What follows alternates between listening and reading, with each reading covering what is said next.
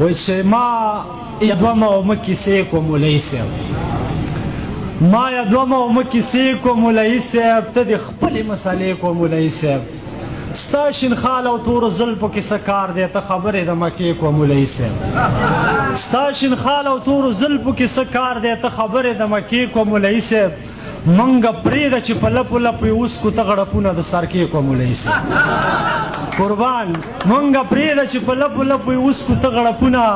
د سر کې کوم مولوي صاحب، ستا د عشق په ټپو کې هېڅ کار نشته، عربۍ کې زمزمې کوم مولوي صاحب، ستا د عشق په ټپو کې هېڅ کار نشته، عربۍ کې زمزمې کوم مولوي صاحب، زه تپوس د میخانې چې کوم پاګل یم، ته تپوس د مدرسې کوم مولوي صاحب، او زما کال وشو د یار کلي کې پروت یم، ته بېغمه سې روزې کوم مولوي صاحب. او دا چې لګیایې ته په چا پسې خبرې کوي، بې حیا ځوانه په ملا پسې خبرې کوي، دا درته نه وایم چې شعر کې ستاینه وکړه، ورشه د پلار نه دې وړه غوندې پوښتنه وکړه.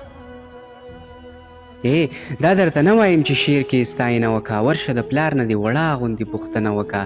ته خبرې تا ته غوږ کې اذان چا کړی دی، دغه اذان درته په غوږ کې دی مولا کړی دی، چې کله مړ شي وروره ستا په جنازه ودرېږي، هغه هستي چې ستا نه مخکې په مانځه ودرېږي. چې کله مړ شي وروره ستا په جنازه ودرېږي، هغه هستي چې ستا نه مخکې په مانځه ودرېږي، چې ملا نه وي نو نکاح درله په چا وتړي، ټول تکبیرونه د اختر درله ملا وتړي، د پاک قرآن په هر یو لفظ باندې چا پوهه کړې، د مونځ کولو طریقه باندې ملا پوهه کړې.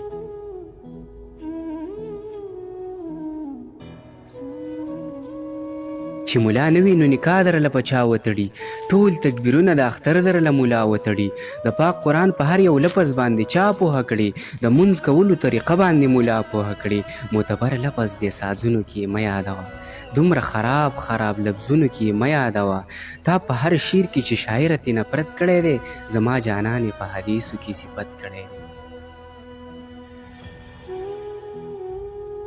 معتبر لفظ دې سازونو کې مه یادوه، دومره خراب خراب لفظونو کې مه یادوه، تا په هر شعر کې چې شاعر ترې نفرت کړی دی، زما جانان یې په حدیثو کې صفت کړی دی. یم حیران چې دې ملا به څه ګناه کړي وي، دا خو انسان دی خامخا به یې خطا کړي وي. د خدای دپاره یې لږ وکړه احترام شاعره، په شعر کې ورکه نوي نسل ته پیغام شاعره، په شعر کې ورکه نوي نسل ته پیغام شاعره، په شعر کې ورکه نوی نسل ته پیغام شاعر.